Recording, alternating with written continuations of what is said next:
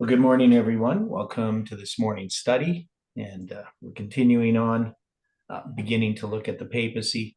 Of course, at some point, we're going to go back and draw this line of Rome. But I'm just interested in what we're going to find as we move ahead here. So let's open with a word of prayer. Dear Father in heaven, thank you for your Spirit that teaches us, brings conviction and rebuke, and also reveals to us your willingness to forgive and your power that we can live a Christian life. And so we invite your Spirit here into this study. And we pray, Lord, that you can guide and lead as we sort through these verses in Daniel chapter 11, and that this understanding will be a blessing to each one who studies it. We pray for each other, for this movement, for our family and friends. And we just ask for your angels' care and protection throughout this day. Thank you, Lord, for hearing our prayer. In Jesus' name we pray. Amen. Okay, so obviously I'm pretty excited about what we have been finding. And I don't often get excited. It's just, to me, it's like, my eyes are opened to understanding Daniel chapter 11 over the last week or so. And there's such a logic to this idea that everything in Daniel 11 is building towards a purpose. That is, we're not just given these details of history just as witnesses of the prophecies, but we're given these specific details because these details address the end, right? So there's so much history. If we look at Daniel 11 and we say, well, we're studying the history of, Medo Persia, Greece, and Rome, but we're actually missing the vast majority of this history in Daniel chapter 11. We just have specific things that are being picked out, and they're being picked out because of their typical nature. And they're all coming to this conflict, which is the time of the end. And that is the appointed time. That we're brought to the time of the Day of Atonement. We are living in the antitypical Day of Atonement. That is the appointed time. And I think we can all agree with that as Seventh-day Adventists, that we're living in the antitypical Day of Atonement. But that this is the appointed time referred to in Daniel 8:19 and in the verses of Daniel chapter 11 is not well understood by Seventh-day Adventists. And I think it's the only way that we can understand these verses. And when we do see this, it connects things. They flow. It's like getting a drain unplugged. Maybe that's not the best analogy, but maybe a pipe unplugged that's going to flow clean, fresh water. Maybe that's a better way of looking at it. So we see these things much more clearly. At least I do, and I haven't had everybody really express that. So maybe it's just me who's seeing this. But to me, it just seems very powerful. So just to go back over this. So when we looked at the time appointed, and I'm going to go scriptures here to the Bible program. And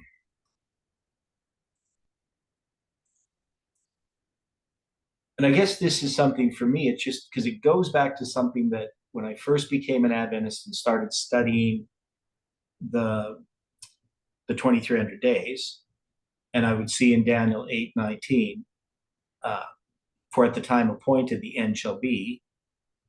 the fact that that was the word moed um, told me that what this is talking about, the 2300 days, is pointing to an appointed time, that is, to a feast day, right? Which, of course, the Day of Atonement is. It's really the main one. I mean, you can obviously say, the Passover, and there's other appointed times. But that's the one, that marks the end of the year. Our time is the Day of Atonement. And so as a Seventh-day Adventist, I would say, well, that's October 22nd, 1844. And so you can see in Daniel chapter 8, it's obviously going to point to October 22, 1844, right? Because that's where the 2300 days ends.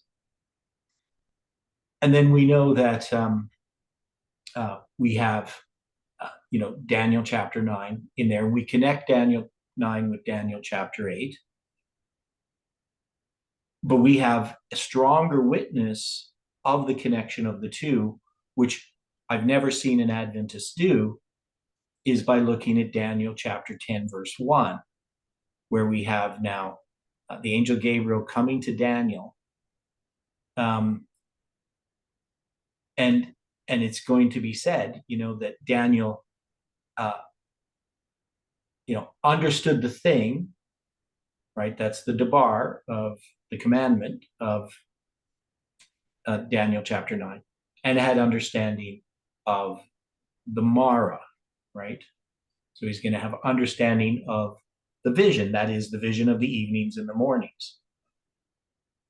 So, he's first going to have this vision,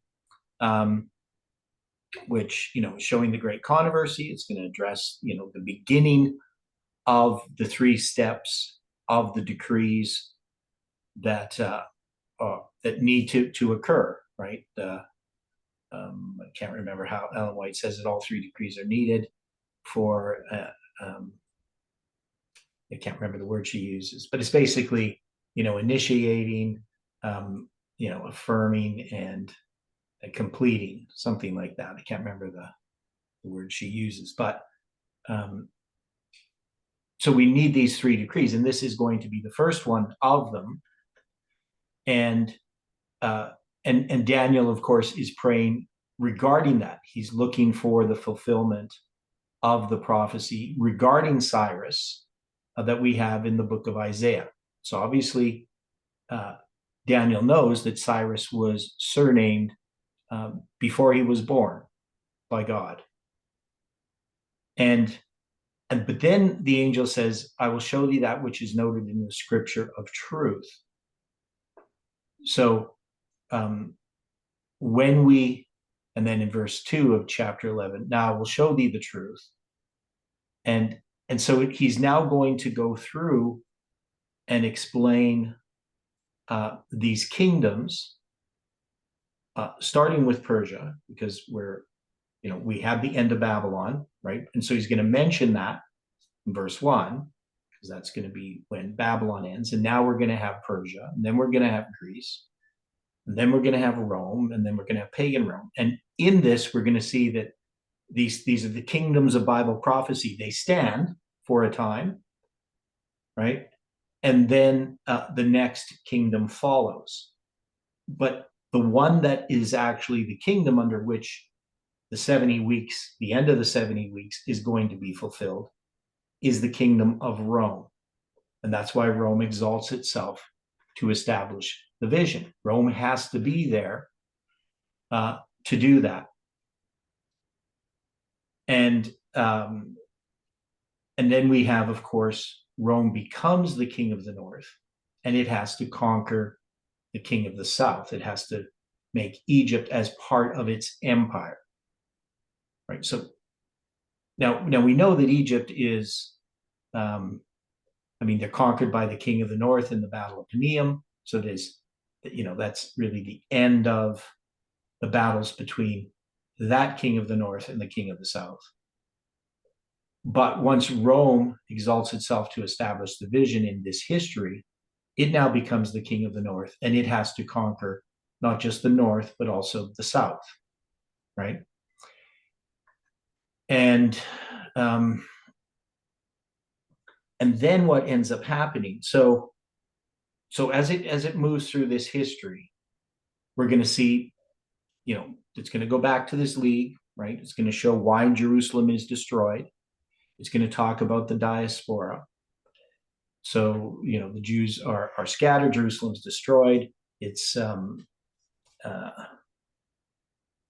then we have this story. It's going to go back, and it's going to talk about Octavian and Antony.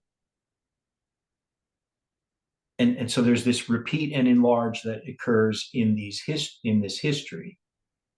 And then we have all of this returning, right? So when we get to verse 28, then shall he return into his land with great riches, right? And his heart shall be against the holy covenant. He shall do exploits and return to his own land. And at the time appointed, he shall return and come towards the south, but it shall not be as the former as the latter. So that there is two returns in verse 28, and they're typifying the return that's going to happen in verse 29. And that return is at the time appointed. Now, we have the time appointed in verse 27, for yet the end shall be at the time appointed, right? So then it's going to talk about this time appointed, the time of the end, because that's what it's telling us. The time of the end shall be at the time appointed. Is basically at the time appointed the end shall be, at the last end of the indignation, for at the time appointed the end shall be. So we can clearly say that verse 27 is talking about the same period, the last end of the indignation that occurs with the end of the 1260 for the papacy, right? So people following this so far, this is making sense. Okay. And then we have these returns, right? So these two returns, now Stephen had brought up about these returns, that there is a return that happens because of the ships of Kittim. So what I'm saying here is that the second return, so there's the return where he returns with great riches, that's the destruction of Egypt. And then he's going to persecute God's people. He shall do exploits and return to his own land. We're going to see that in verse 30, where it says, for the ships of Kittim shall come against him, therefore he shall be grieved and return and have indignation against the holy covenant.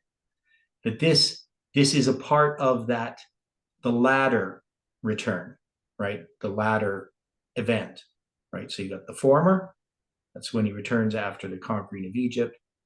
And then the former, so that's the former. And then the latter is going to be this one, right? So in verse 30, we notice that there is a Hebrew word that is not numbered or translated, and it's the word bu. It's a bet with a vav, and the vav has a dot after it, which gives it an u sound. So it's not bo, which means in. It's bu, and it's used in the sense of in which. So at the beginning of verse 30, it says, it shall not be as the former as the latter, in which the ships of Kittim shall come against him. So that means it's tying this latter one to the fall of Rome. So we're saying that the fall of Rome is connected with Rome's destruction of Jerusalem, right? So when Rome comes in and destroys Jerusalem, it's going to do this. It's going to have, his heart shall be against the holy covenant, right? He shall do and return to his own land. Well, this return here is the same return where it says, and he shall be grieved and return in an indignation against the holy covenant. Can we see that those are the same? Those are connected. That it should be pretty obvious. It's talking about the same thing. I can see that. Okay. But yet this is also dealing with the destruction with the fall of Rome. So we had put a date in there, 410 AD, for when this happens, when in response to the Vandals, that Rome has to return to its own land.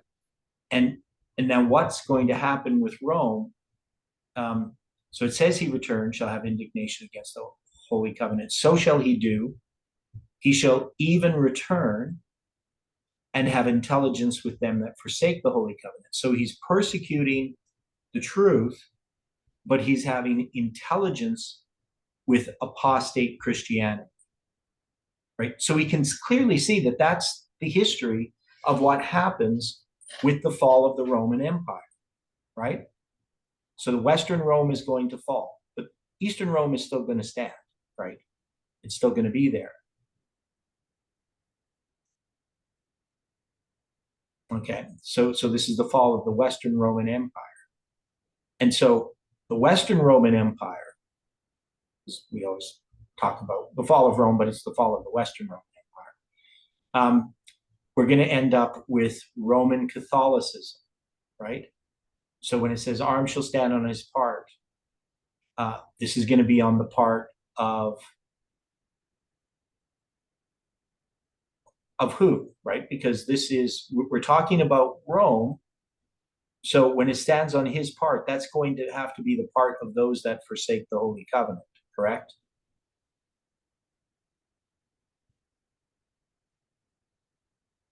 That is, yes. right. So these arms are going to come in because we have the fall of the Roman Empire, the Western Roman Empire is going to fall. But in its place, there's going to be this transition. We're going to end up with the papacy, right? We're going to have a Germanic, as these Germanic tribes take over Western Rome, they're going to become Christian.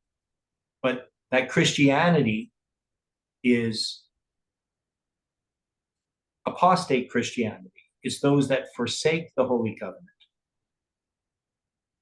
And so we can definitely say that the arm standing on his part has to do with Clovis. And when we dealt a little bit with pollute the sanctuary of strength, we would say that this has to be the sanctuaries of paganism.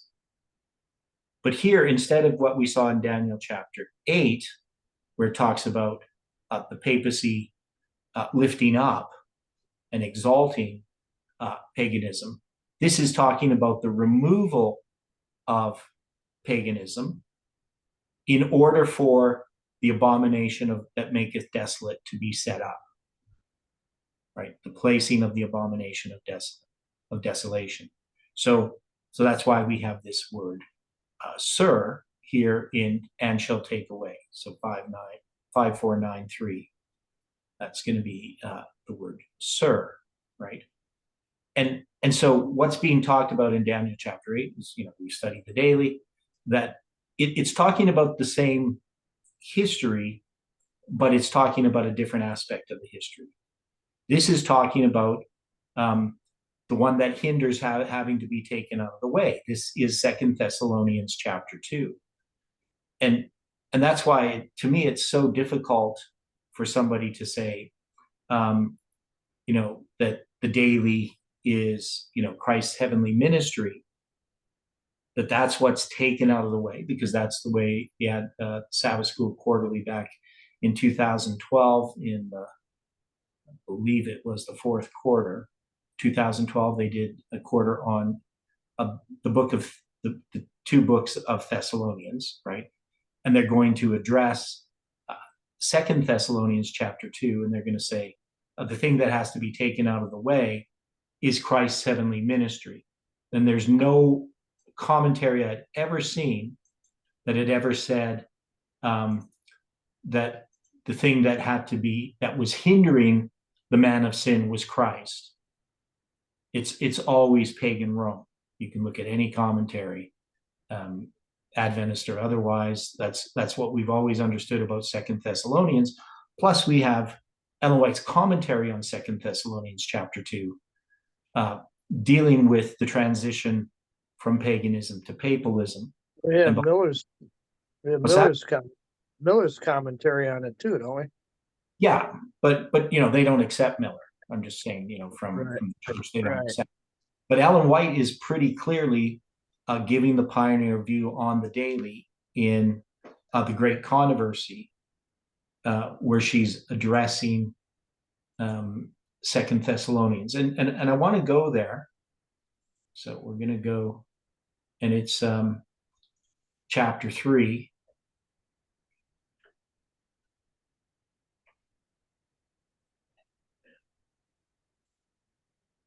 And I don't know, generally people don't use this as a support for the pioneer view of the daily, because Ellen White doesn't use the word the daily here, right? And she doesn't mention the daily. But if you read this chapter, it is talking about that period of that transition. And she's going to put it in the 6th century. So she's obviously referring to that period of time. So she says, the Apostle Paul in his second letter to the Thessalonians foretold the great apostasy, which would result in the establishment of the papal power. He declared that the day of Christ should not come, except there come a falling away first, and the man of sin be revealed, the son of perdition, who opposeth and exalteth himself above all that is called God or that is worshipped, so that he, as God, sitteth in the temple of God, showing himself that he is God. And furthermore, the apostle warns his brethren that the mystery of iniquity doth already work. Even at that early date, he saw creeping into the church errors that would prepare the way for the development of the papacy, little by little, at first in stealth and silence, and then more openly as it increased in strength and gained control of the minds of men. The mystery of iniquity carried forward its deceptive and blasphemous work. Almost imperceptibly, the customs of heathenism found their way into the Christian church. The spirit of compromise and conformity was restrained for a time by the fierce persecutions which the church endured under paganism. So the power that's restraining is paganism, right? But as persecution ceased and Christianity entered the courts and palaces of kings, she laid aside the humble simplicity of Christ and his apostles for the pomp and pride of pagan priests and rulers. And in place of the requirements of God, she substituted human theories and traditions. The nominal conversion of Constantine in the early part of the 4th century caused great rejoicing, and the world, cloaked with the form of righteousness, walked into the church. Now, the work of corruption rapidly progressed. Paganism, while appearing to be vanquished, became the conqueror. Her spirit controlled the church. Her doctrines, ceremonies, and superstitions were incorporated into the faith and worship of the professed followers of Christ. This compromise between paganism and Christianity resulted in the development of the man of sin, foretold in prophecy as opposing and exalting himself above God. The gigantic system of false religion is a masterpiece of Satan's power, a monument of his efforts to seat himself upon the throne, to rule the earth according to his will. So here it says foretold in prophecy. I mean, we're not just talking about Second Thessalonians, we are talking about Daniel chapter 11, verse 31 through 37 or 38 or whatever it is, right? We're going to be going through that whole history. Now, she's going to cover some other things here about the doctrines and what happened. She's talking about Constantine here, the part that we want to look at. She says here, in the 6th century, the papacy had become firmly established. Its seat of power was fixed in the imperial city, and the Bishop of Rome was declared to be the head over the entire church. Paganism had given place to the papacy, right? And she uses this word given, right? And then she's going to say the dragon had given to the beast.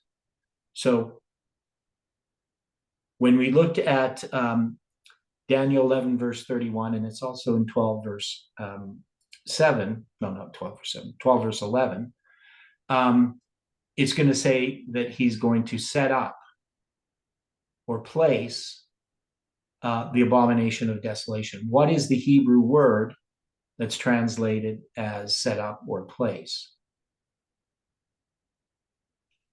Anybody remember?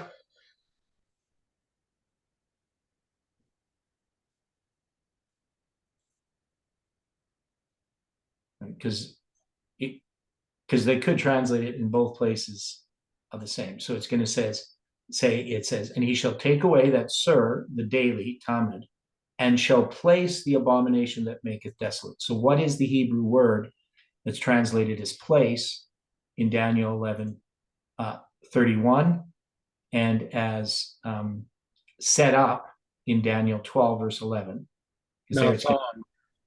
Nathan, right?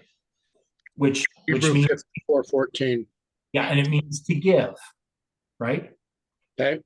So she's using the word here, given, right? You know, we can see that clearly that she's using that word that is translated as place and set up. So paganism had given place to the papacy, and the dragon had given to the beast his power, his seat, and great authority. So we can see that that's really the equivalent of the word Natan. Okay, make sense? So then she says, and now began the 1260 years of papal oppression foretold in the prophecies of Daniel and Revelation. So that's in the 6th century that this occurs. And there are people, you know, within Adventism who don't believe in the 1260 years, and they try to say, well, that, you know, this isn't important what happened in 508 and 538. It's pretty clear that this is what Ellen White is referring to. So this is the pioneer view and understanding of the daily, the two desolating powers. Right, so I think that was, yeah, she's going to talk about the end of this period. But I can't remember where she talks about it. Anyway, we'll leave that for now. So that addresses these verses. So I'll go back to the Bible. Okay, so does that seem clear that we need to understand the correct view of the daily to understand what's happening here in Daniel 11, verse 31? That the daily can't be Christ's ministry. That has to be taken out of the way. And then we can see quite clearly that obviously, you know, that that's what 2 Thessalonians is referring to, is the power that hinders. But as we continue through this, you know, when we get to verse 36, and the king shall do according to his will, shall exalt himself and magnify himself above every god. I mean, this is pretty clearly 2 Thessalonians chapter 2. And Ellen White, as Stephen pointed out, she quotes these passages all together as referring to a history that's going to be repeated in connection with the papacy. So Ellen White pretty clearly understands that verse 36 is the papacy and not France. So we had that discussion. Or I kept saying Turkey for some reason. So we can put in here then, as we go through, now we're going to go through and try to put in the historical understanding of this, where there's some major things that I disagree with Swearingen as far as what he puts here. So we have Swearingen's for the most part. I did add more of these Hebrew numbers in here.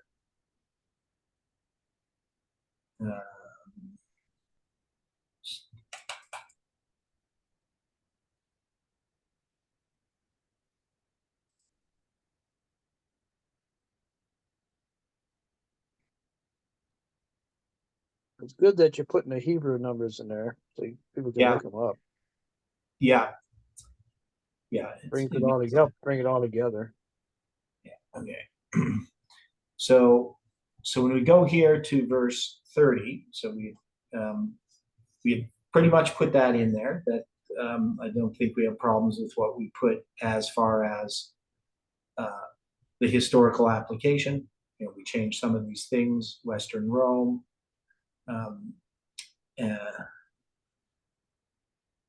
So pagan Rome is going to return, have intelligence with them that forsake the Holy Covenant. So that would be, the history under Constantine, of course, right? So he's going to be connected to apostate Christianity, not true Christianity. And then we get to arms shall stand on his part. Now, Clovis being baptized on December 25th, 508.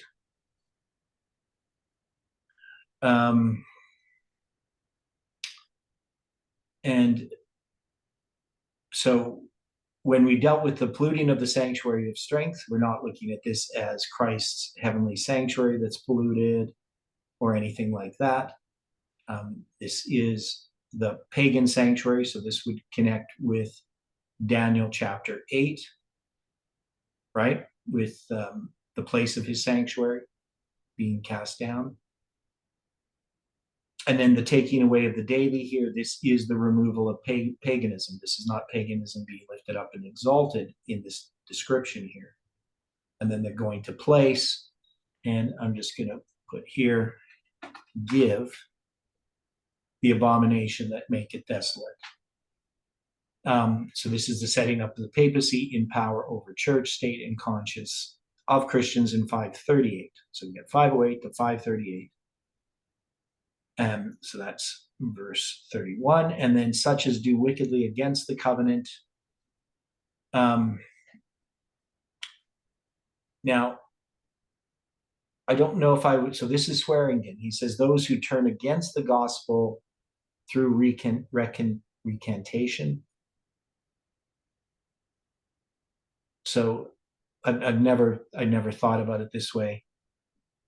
So I guess doing wickedly against, now it looks like I'm missing a word there. Is that all one word?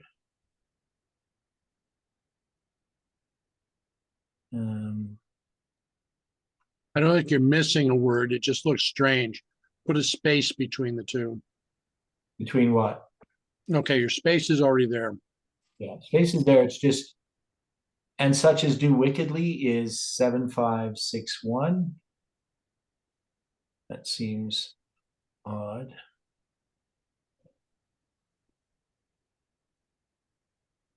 Yeah, that's all one Hebrew word, 7561. So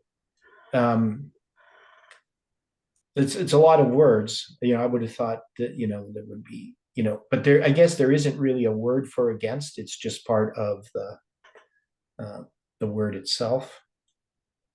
So it means to do wickedly against, but they put a lot of words, and such as do wickedly against, so it's just one Hebrew word that is to do wickedly against. Okay. So that word 7561, Rasha. So this would be to do wrong, by implication to disturb or violate. Okay. To vex, make trouble. Okay. So I guess that does make sense. So the ones that are doing wickedly are the Christians. They're doing wickedly against the covenant, right? So they're rejecting the gospel, right? And so that's the group that he's going to, when it talks about that he shall have intelligence with them that forsake the holy covenant, that would be that group of people. They do wickedly against the covenant. And the papacy then corrupts them. So the word corrupt, 2610, means to soil, especially in a moral sense, to corrupt or defile. So we could see that that's what happens with Christianity. It's and these flatteries. That's obviously the political aspect of the power that the church is seeking, because the church is seeking political power, right? Yeah, definitely. Yeah. When the church rejects the power of the gospel, it seeks political power, right? So instead of preaching the gospel, it seeks to control and believes that that's how you spread the gospel. You get political power and you promote the gospel in that way instead of the way that Christ teaches us to do it. Okay. So this is going to be the papacy, and I put the next king of the north. So it's the king of the north now in this history. It's the spiritual king of the north. So maybe that's a better way to look at it.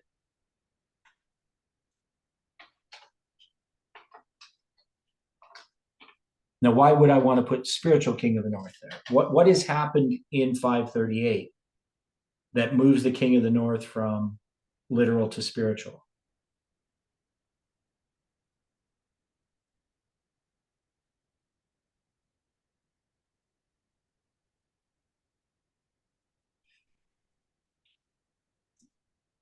(538) represents what history? What is it a counterfeit of?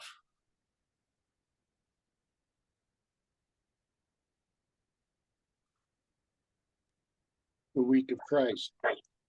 Well, it's a counterfeit of the cross itself, right?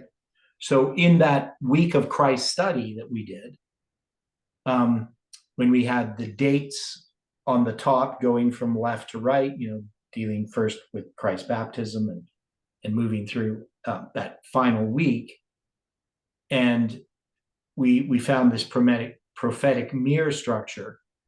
The date that we lined up with the cross was 538, right? So 538 lined up with the cross, and then we would have counting from right to left, we would have 1844 lining up with the 10th day of the 7th month in 27 AD. So we had this structure that was a prophetic mirror structure, and that was confirmed with AD 70 and the 10th day of the 5th month in 32 AD. So they lined up in that way. These symbols lined up with the years below to give us the prophetic mirror. So 538 is the cross, and that is there's 30 years of preparation to the cross. Jesus is crucified when he's 30, right? Or pardon me, he's baptized when he's 30. Correct. Yeah. Right. And then we're going to have the week of Christ. So, but with the papacy, they're going to have 30 years of preparation as well. Now they're going to be baptized at the beginning. There's a baptism at the beginning as a symbol, the baptism of Clovis in 508. But so you could say it's kind of in reverse, a mirror of it. But it is a counterfeit line. The two 1260s are a counterfeit covenant week, right? And they represent earthly and heavenly counterfeits. And Christ has an earthly and a heavenly ministry in confirming the covenant with many for 1 week. So that's why 538 represents the cross. So we then say that we move from literal to spiritual at the cross, right? Yeah. Okay. Because that's the whole purpose of the 70 weeks. Well, not the whole purpose, but without the 70 weeks, you don't have the 2,300 days, ending with spiritual Israel, right? You don't have Millerite history addressing spiritual Israel. It'd have to address literal Israel. So we know that the end of the 70 weeks, the close of probation, so technically 34 AD, when probation closes for the Jews and they're no longer God's denominated people, that the promises that were given to literal Israel now apply to spiritual Israel. And the curses. So the blessings and the curses now are applying to Christianity. So So we can see then with the counterfeit, it is also true.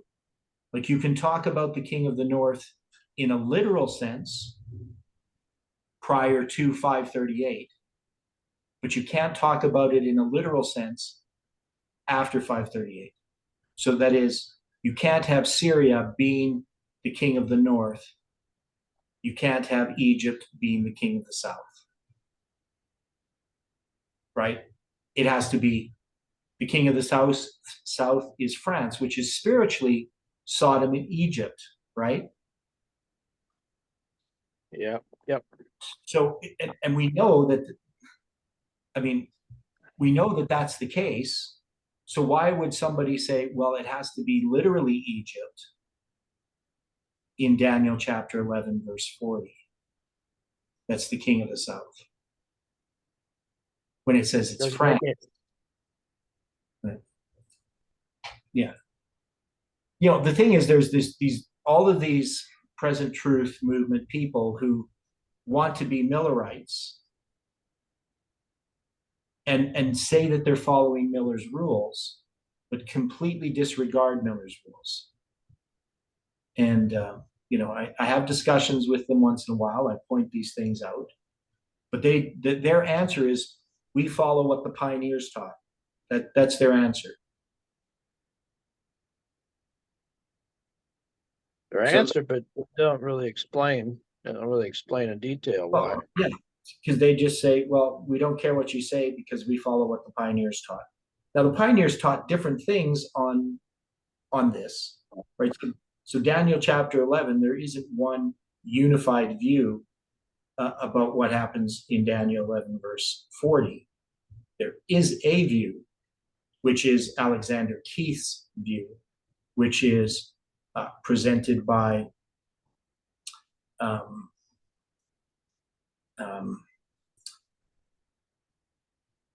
Josiah Litch, right? He's going to present that view. And that's going to be reiterated by Uriah Smith later on. So it's not Uriah Smith's interpretation. He's just using Alexander Keith's interpretation of Daniel 11, verse 36 onward. But we can see that makes no sense. And so the power that's going to be the king of the north has to be a spiritual power. And the power that is the king of the south also has to be a spiritually that power. And the power that the Bible declares that is Egypt at the end of the world is France, right? So, I have a hard time understanding how we can have a plain Bible statement saying that France is spiritually Sodom and Egypt, and then say, well, no, in 1798, Egypt is Egypt, not France. Doesn't add up. Yeah, it doesn't add up, right? It directly contradicts the Bible. So if we use Miller's rules, we would have to argue that France is the power that's called the king of the south at the time of the end, 1798. Because France is plainly Egypt, right? Babylon, we don't look at what's happening in Iraq and say that has anything to do with Bible prophecy today, right? We know that spiritual Babylon is what the Bible is talking about in Revelation when it's talking about Babylon. When the river Euphrates is drying up, are we to look to what's happening with the literal river Euphrates? I've had this discussion with these groups, and they're saying, well, the river Euphrates is drying up, which we know is the sixth plague. Are we in the sixth plague? Is the sixth plague really the drying up of the river Euphrates? And if we're using that literally, the unclean spirits like frogs coming out of the mouth of the dragon, the beast, and the false prophet, is that going to be literal? It's pretty clear that the book of Revelation is written in symbols. The type is the fall of Babylon, where the literal river Euphrates is diverted so that Cyrus's army can go into the middle of the city and and cause the overthrow of Babylon. So that becomes a type. So literal Babylon is overthrown with the drying up of the river Euphrates. But it's spiritual Babylon that's overthrown with the drying up of the spiritual river Euphrates. Right? And that has to be, the river Euphrates there has to represent the people, multitudes, nations, and tongues that had supported the man of sin, the papacy, that then turn against them in that sixth plague. And that's when Satan's personation of Christ occurs, according to Ellen White in The Great Controversy. Right. So Satan's personation of Christ is connected with the sixth plague. And then the seventh plague is the second coming of Christ. So they're That with the hail on off. yeah, with the hail. Yeah. And you can do that by comparing scriptures dealing with hail and so forth.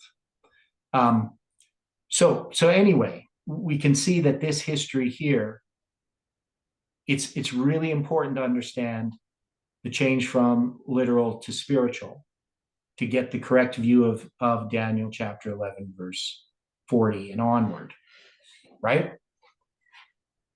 Even starting with verse 36.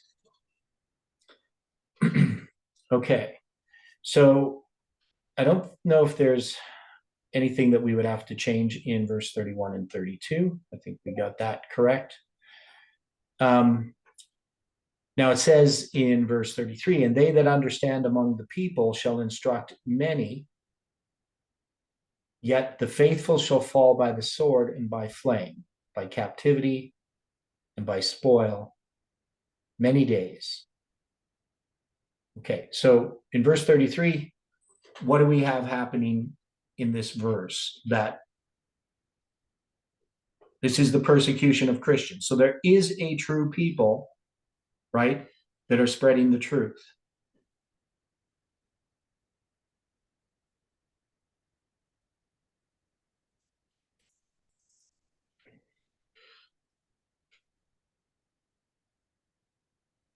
Correct.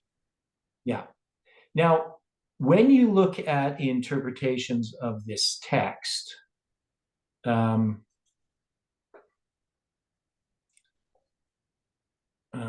just trying to. What they're going to try to do, those that have Antiochus Epiphanes and all that in this history, they're going to try to put this to the early Christians. So they're going to move this. So they're going to jump from Antiochus Epiphanes to the gospel, because they're going to say, well, this is obviously talking about the gospel, right? Now, when you get to verse 36, they're going to say, well, this is Antiochus, right? So I'm going because I'm dealing with people who believe that this book was written in the 2nd century. And, and you can say, well, Daniel 11 does sort of jump around. There's a repeat and enlarge. But this doesn't really make any sense in the context of this trying to, so they're going to bring, verse 34, it's the end of the, with Diocletian, right? So they're going to have, this is the persecution under Diocletian, right? And then in verse 35, they're going to deal with the time of the end as basically that the end of that persecution. And then they're going to go to verse 36, and they're going to go back to Antiochus Epiphanes.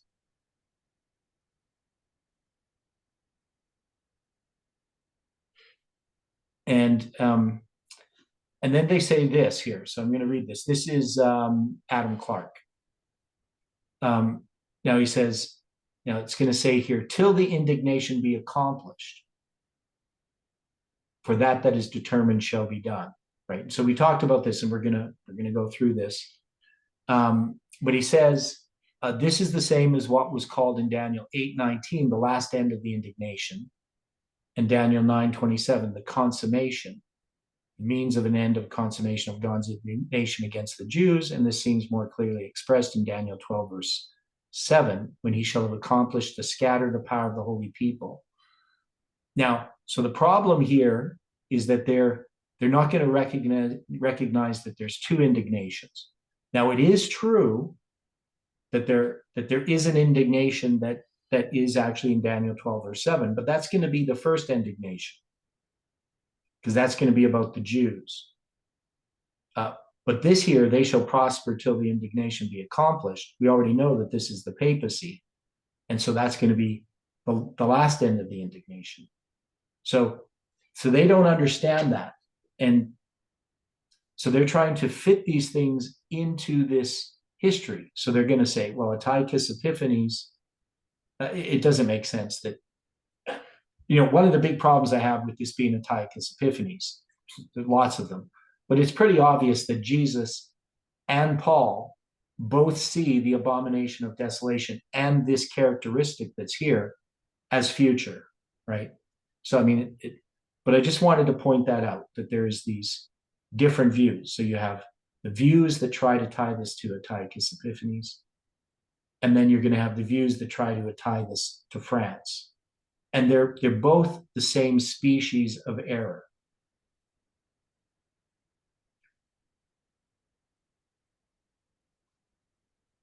Okay? That makes sense? They're both the same type of error. Yeah, I think so. Yeah, they don't recognize the move from literal to spiritual. They don't recognize the New Testament verses that clearly mark what these are. And for an Adventist, they wouldn't recognize the spirit of prophecy statements that connect this. Okay, so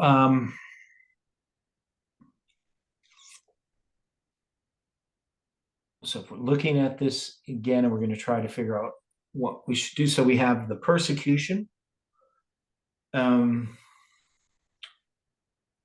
Okay, so in verse 34, when it says, now when they shall fall, they shall be helped with a little help. Now, how do we normally apply this? What is the little help? Now, we could see that those that have this as being the persecution of the Christians under Diocletian and so forth, they would look at stuff happening in the first, or in the early Christianity that's going to stop this persecution, coming up to like the Edict of Milan and stuff like that. But what would this, when they shall fall, and this word fall, 3782,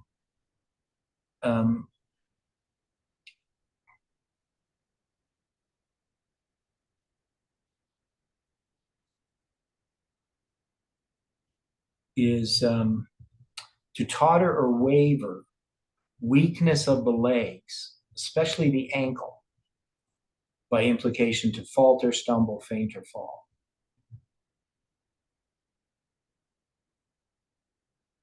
So there's different types of words that are translated fall. And this word 3782, what is it describing?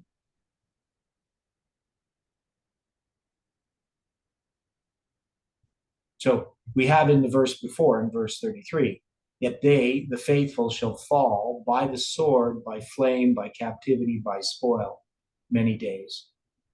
Right? Now, when they shall fall. So this fall is referring to persecution. Yeah, persecution. And then they're going to be helped, holpen, right? That is protected or aided. That's the word azar. And then with a little help, that's another word, ma'at. Or that's little, and then help is 5828. So it's just another, and we can recognize it in the word Ebenezer, right? So help is Ezer, ebon is stone, so the stone of my help. Right. So those are basically the same. One's a zar, one's ezer. It's just a little bit different vowel pointing. And then a little help, mahat, little or few, almost few, light, small. So it's not a lot of help. But many shall cleave to them with flatteries. So what is this history of verse 34?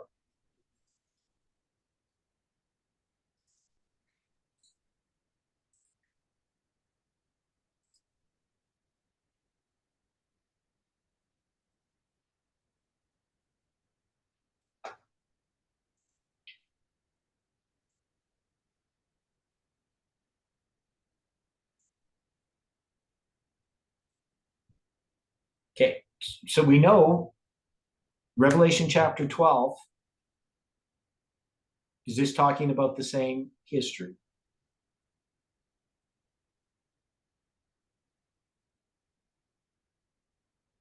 Within the 1260. Okay, so is there help that's in Revelation chapter 12 that we can parallel this to?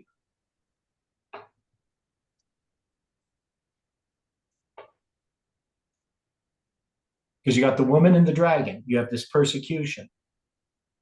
And who's going to help the woman?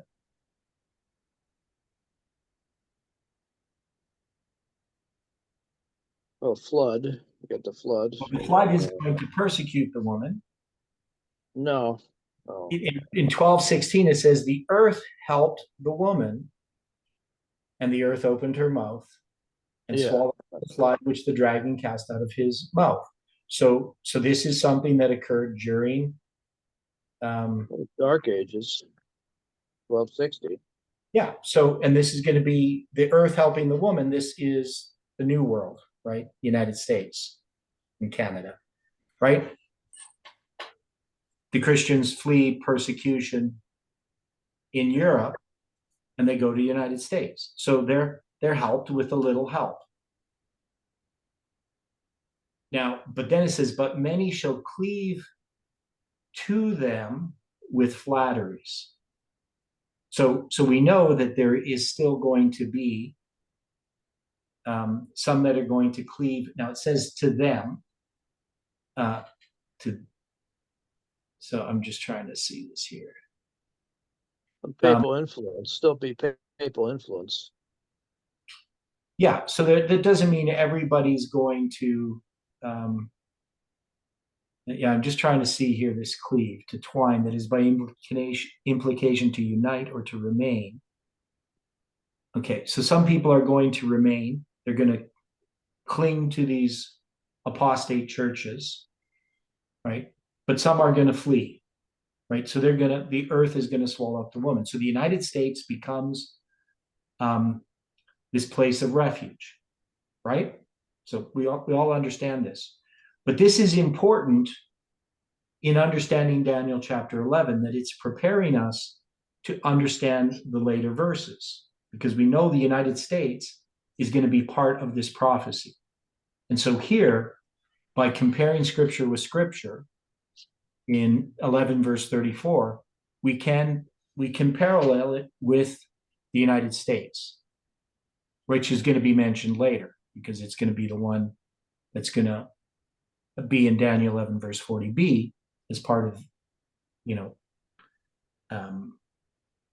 so we need to understand the idea of the promised land as being the United States, the glorious land. Okay, so if we're going to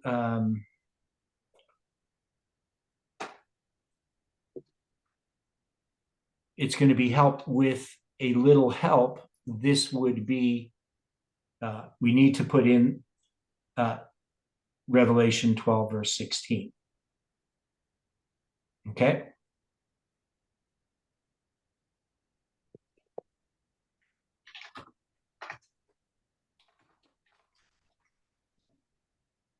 Does that make sense?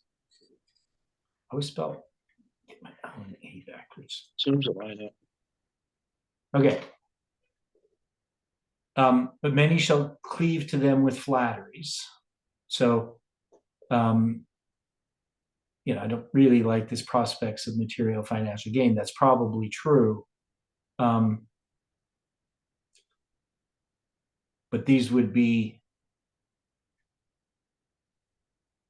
the unfaithful Christians. I don't know. I don't know. I don't know if we need to put that in there. I'll just leave that out. Now in verse 35, and some of them of understanding shall fall, to try them, to purge them, to make them white. So what do we have here?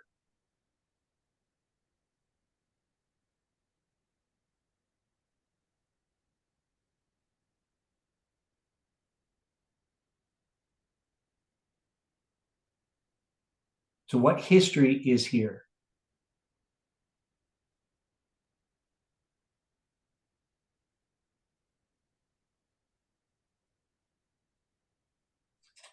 Okay, try, purge, make them white. What is this?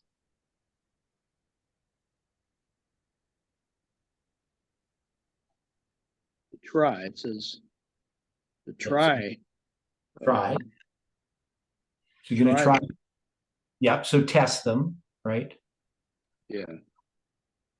And actually the word here in Hebrew 6884 means Would that be, I'm sorry, diffuse metal. Diffuse metal, that is refined. So they probably could have used the word refine, and then the next word purge, to clarify, make bright, right? So this is talking about a metal, right? And shall make them white, 3835. would that be the period of the Millerite history? Okay, so it's a 3-step testing prophetic message. It's the 3 angels' messages, right? Right, it's the history of the Millerites, right? Right. So it's bringing us to the history of the Millerites. So them of understanding. No, he put here the faithful, but I'm going to say the wise, because the wise shall understand. And what verse would we have here? How is this connecting us with Millerite history? This understanding here.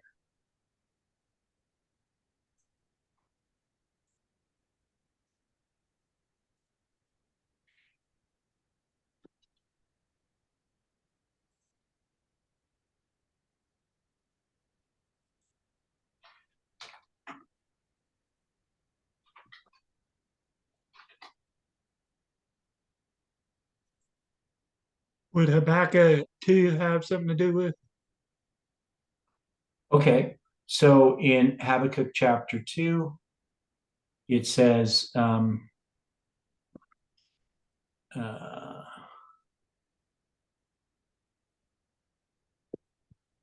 what part of Habakkuk chapter 2? You're talking about the running, he that run that readeth it? Because are you connecting? I feel connected it with it because it's that time period where they was developing the 1843 chart. Okay, yeah. So we know that many shall run to and fro, and knowledge shall be increased. Right. That's Daniel 12 verse 4. Open it up to the little book of Daniel. Right. Okay. So that's why I'm saying that the understanding there. Now also in Daniel 12 verse 10, many shall be purified, made white, and tried. So I was hoping people would go there. But the wicked shall do wickedly, and none of the wicked shall understand, but the wise shall understand. So these are going to be the exact same words. They're in a different order, right? So instead of saying tried, purified, and made white, they're going to put purified, white, and tried. Okay. So that's why I'm saying it's the wise shall understand, right? So this is referring to Daniel 12 verse 10. So does that make sense? Yeah, to line up with that, Yeah. definitely. Yeah, it's the same idea. So Right. so some of them of understanding, the wise, shall fall. So there is going to be some martyrs. But I don't know if this is referring to the martyrdom.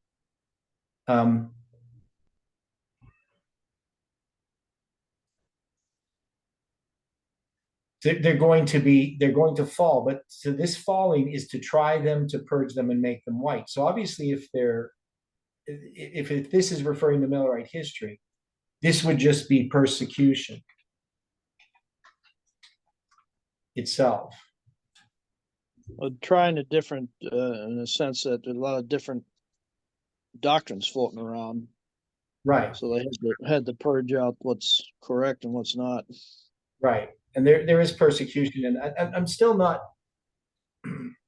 There's something about this that because I don't like the fact, because we don't have martyrs, persecution has stopped. So I'm not going to put that in there for now. I'm going to think about this. But definitely, I'm going to put here, see Daniel 12, verse 10. And Well, I was thinking about that quote, and that's why it has about the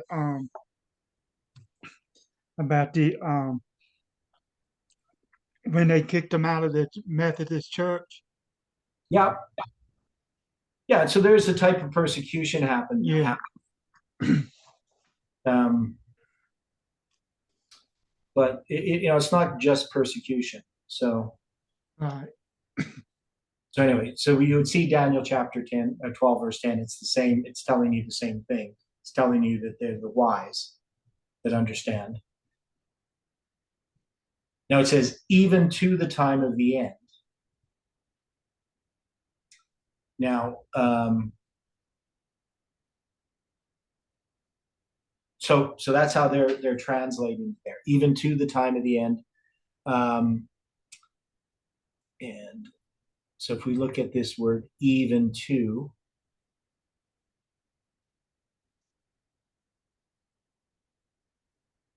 (5704).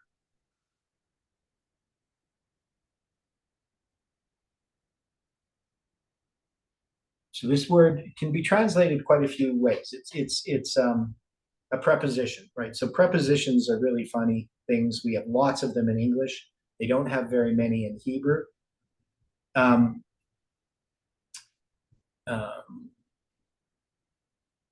So it can be used as a preposition, adverb, or conjunction, especially with a preposition, as far or long or as much as, or whether, a space or to or time, during, until, or degree, equally with.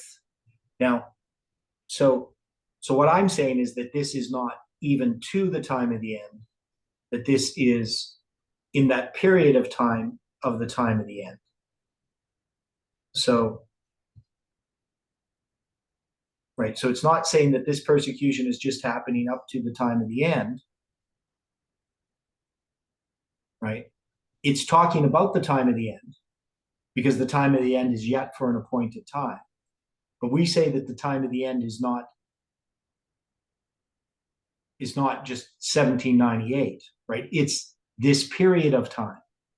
So I don't know if I'd put even to the time of the end. We could put even at the time of the end. So when they say even until the time of the end, which simply means that they saying the prophetic 1260 or what? Okay, so what I'm saying is that it's not even to the time of the end, because we would think even to, that means this is going to happen all the way up to the time of the end. But I'm saying that this is actually marking the time of the end as when this testing takes place. Because this is the everlasting gospel. This is the three angels' messages that's being talked about. because we know that the understanding, if you go back to Daniel chapter 12, right, he's going to say in verse 9, go thy way, Daniel, for the words are closed up and sealed till the time of the end.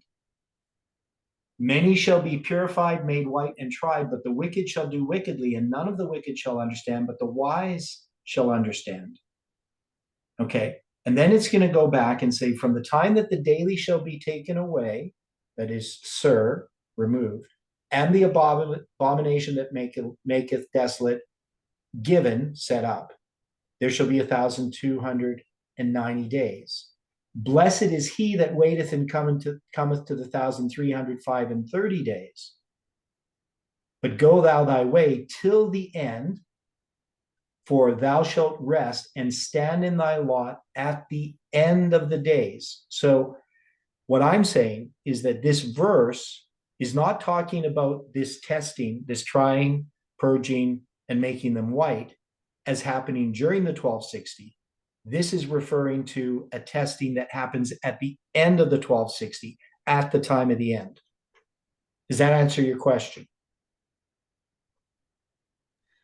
Yes. Okay. Right. And there's nothing wrong with translating it as even to the time of the end.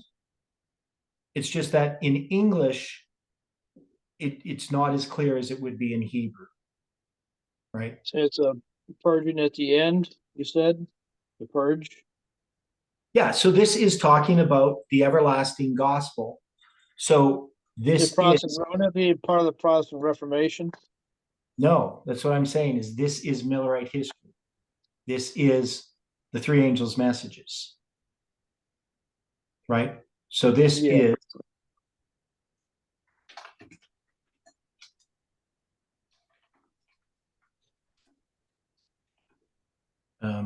now I'm including the third in there because but specifically just when it arrives from 1798 to 1844, right?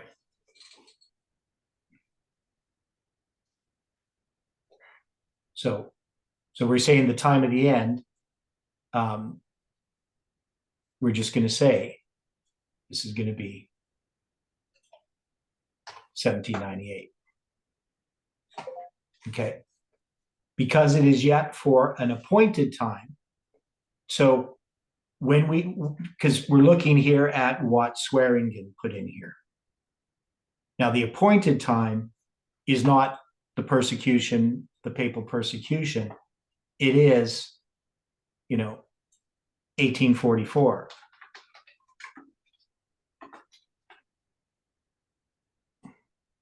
I know it's cold in October, but we don't need 2 hours. Okay. Does that make sense? And then we had this word. I have a question. Yeah. When it said that phrase, wouldn't it seem to suggest that it happened before the time of the end instead of after? Okay. What? The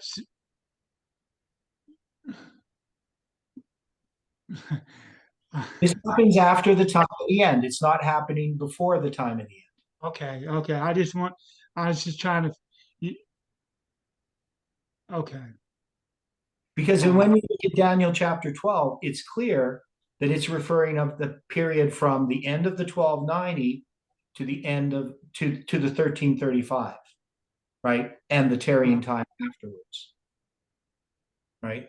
Okay. Does that make sense? Yeah. Because Daniel chapter 12, verse 10 is going to quote this, but it's going to have verse 9 before verse 10.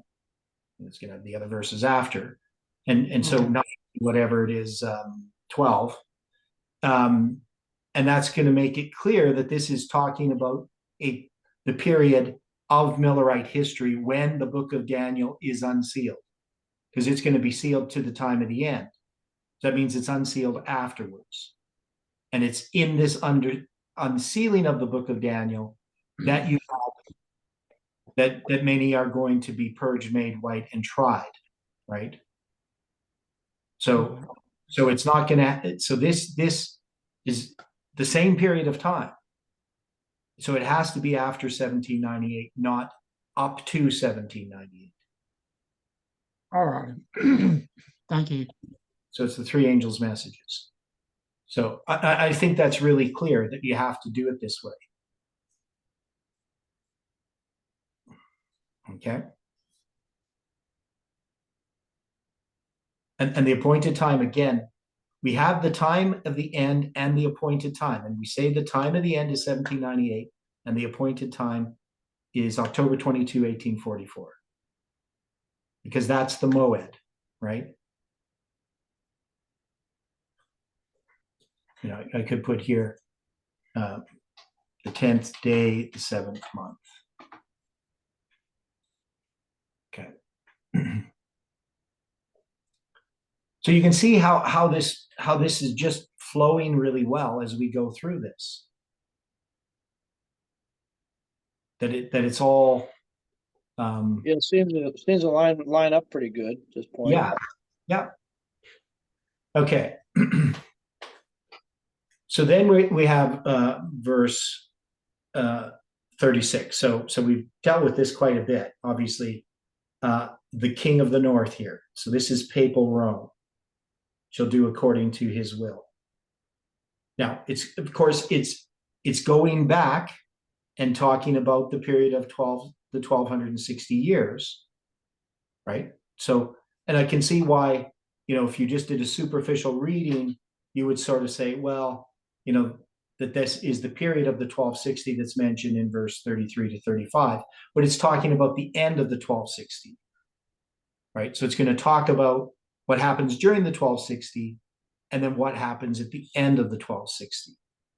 So we know that there's this persecution that happens during the 1260, but this trying, this three-step testing prophetic message begins with 1798. But now it's going to go back and it's going to say, talk about the papacy and the king shall do according to his will. So we know that doing according to his will, it happens with Babylon, it happens with Medo-Persia, it happens with Greece, it happens with pagan Rome, and now we see it happening here with papal Rome.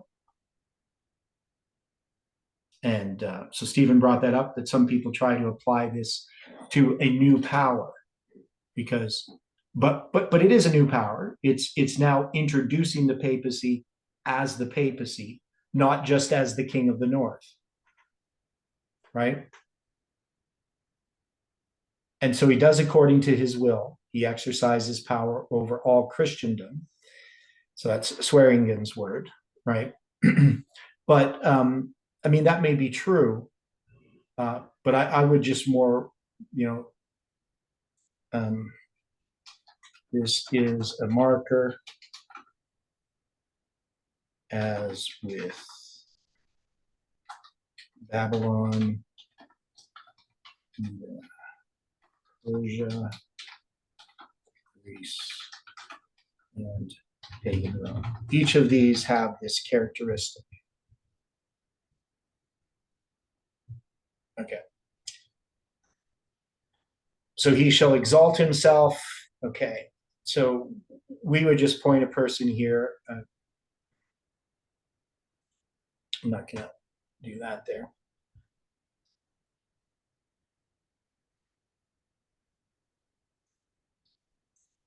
Just take these. They're not important. I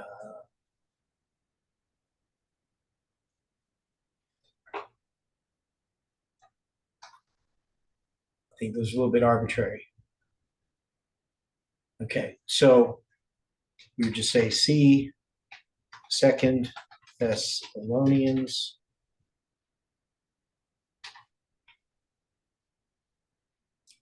and great.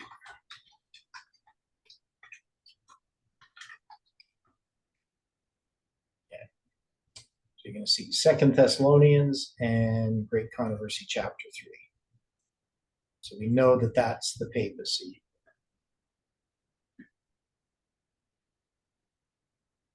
I'll say here, actually.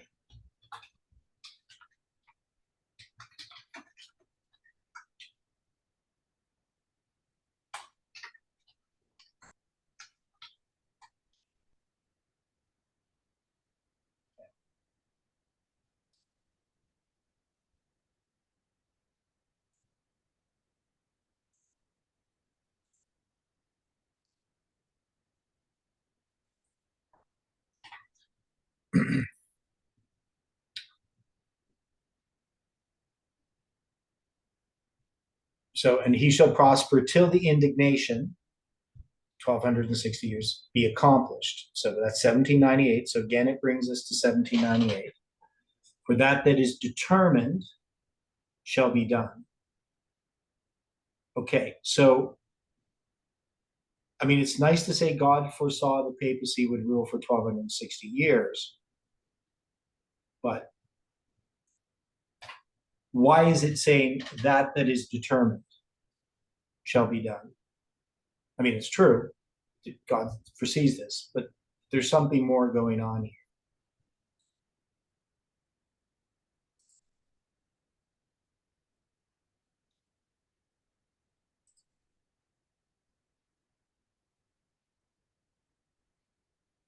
Okay, what is it that's determined? What is this word?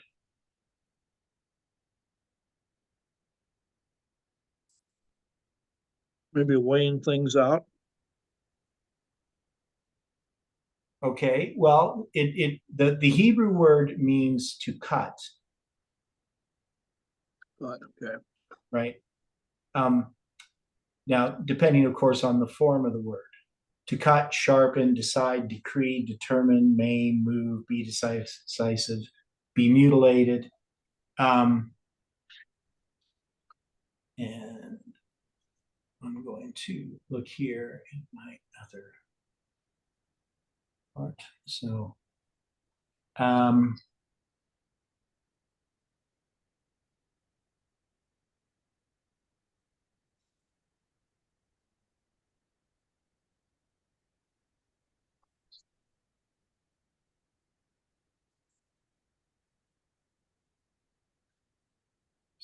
Nachash, and so we see this word also used in Daniel 9, verse 27.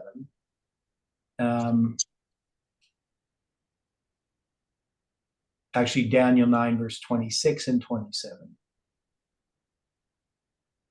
Okay. So now we have a related word that we use in Daniel 9, verse 24. So a Seventh-day Adventist, we should all be familiar with this word. 70 weeks are determined upon thy people in the holy city. So what do we say determined means? What's the general argument that we use regarding the 70 weeks with the word determined?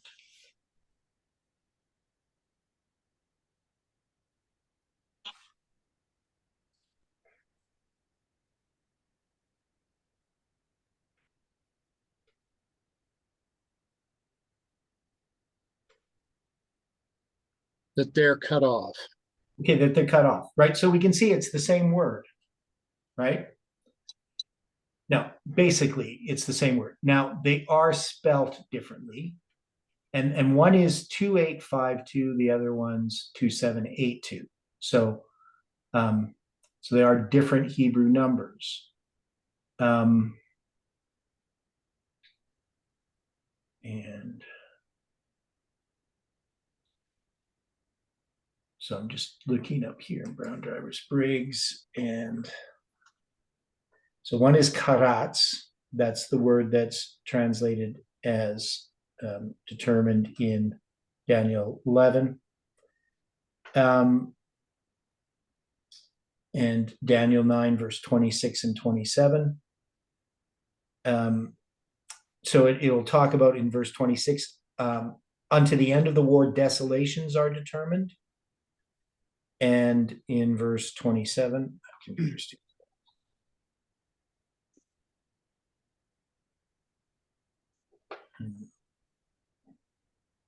and then that determined shall be poured upon the desolate. Okay. Now, sometimes with this word,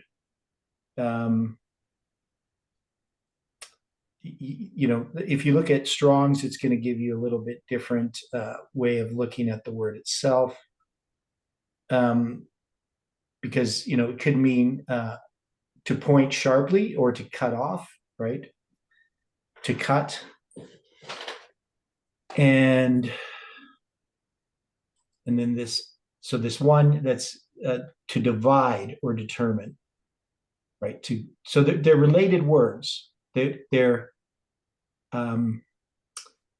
katach. So just seeing what's the difference here. Karat. So they're not spelt the same, but they have a similar meaning. Okay. So I guess they would be synonyms. They sort of mean the same thing. They're both translated as determined in English. So when it talks about that is determined shall be done, what is it that is determined? It's not just that something is decreed, right? We're going to look at this more prophetically in how we understand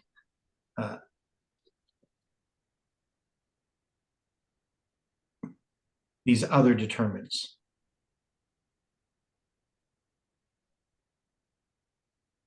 Because it says, shall prosper till the indignation be accomplished. That is determined shall be done. What is it that is determined?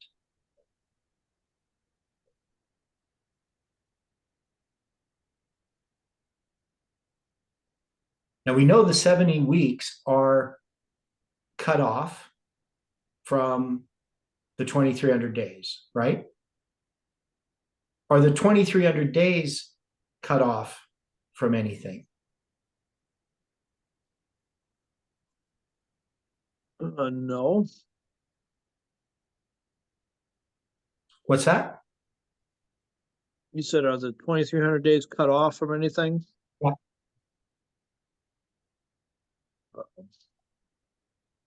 What about the 2520? Are the 2300 days a part of the 2520? Yeah. Okay. So what I'm saying is that the thing that's determined is the 2300 days cut off from the 2520. Does that make sense?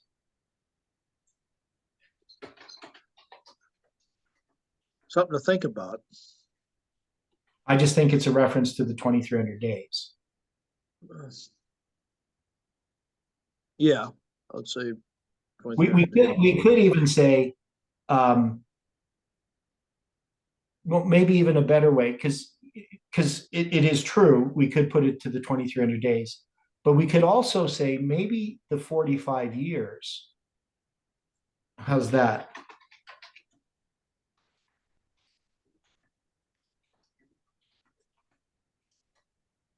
How's that? 45 years would be. We could even say the 45 to 46 years, but we'll just leave it at the 45 years.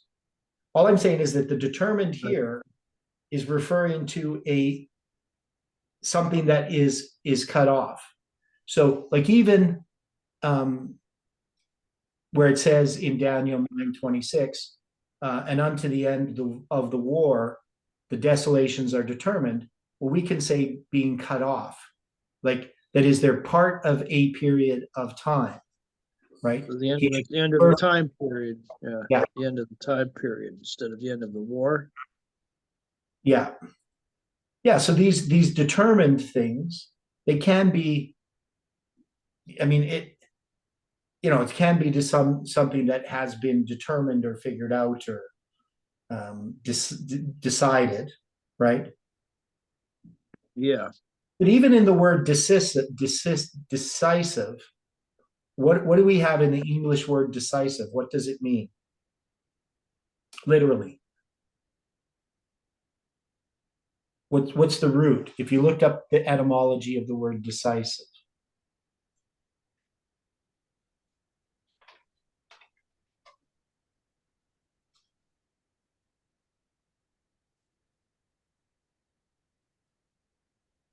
Final decision or something. It means to cut in two, right? So even the word, determined, which can mean decisive, it means to divide something.